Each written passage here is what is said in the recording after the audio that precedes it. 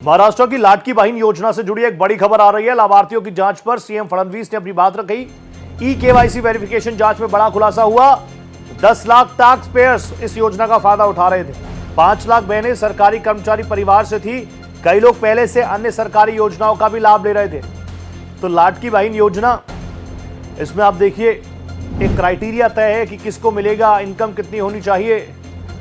और जब e KYC हुआ तो उसमें आया कि जो टैक्स पेयर हैं उनके घरों की महिलाएं भी लाडकी बहन योजना का लाभ उठा रही हैं। ई केवाईसी वेरिफिकेशन में बड़ा खुलासा हुआ है। तो हमने अलाउ किया था कि जो बहनें सेल्फ सर्टिफिकेशन करके कहेंगे कि हम इन कंडीशन को पूरा करते हैं, उनको ये पैसा मिलेगा। उसके बाद वो पैसा देना हमने शुरू किया।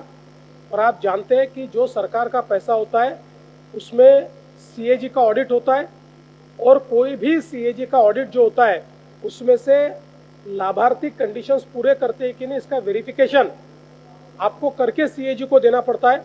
इसलिए उसके बाद हमने वेरिफिकेशन शुरू किया। इस वेरिफिकेशन में कई प्रकार की एनोमलीज ध्यान में आई। मसलन 10 लाख हमको ऐसी महिलाएं उसमें मिली कि जो हमने कहा था कि 2.5 लाख जिनको मिलते हैं उससे ऊपर, अगर 2.5 लाख से ऊपर किसी का उत्पन्न हो तो उसको इस योजना का फायदा नहीं मिलेगा। तो 10 लाख ऐसी हमारी बहनें थी कि जिनका जो वार्षिक उत्पन्न था ये 2.5 लाख से ऊपर था। 5 लाख ऐसी बहनें थी कि जिनके घर में सरकारी नौकरी थी। 14,000 तो पुरुषों ने ही उसमें अप्लाई किया था। हमने इनकम टैक्स का डेटा लिया, हमने परिवहन का डेटा लिया। इन सारे डेटास के साथ या एक घर में 2 बहनों को देना चाहिए था, तो हमने जो हमारा रेशन कार्ड का डेटा है उस डेटा को भी इस डेटा बेस के साथ रन किया।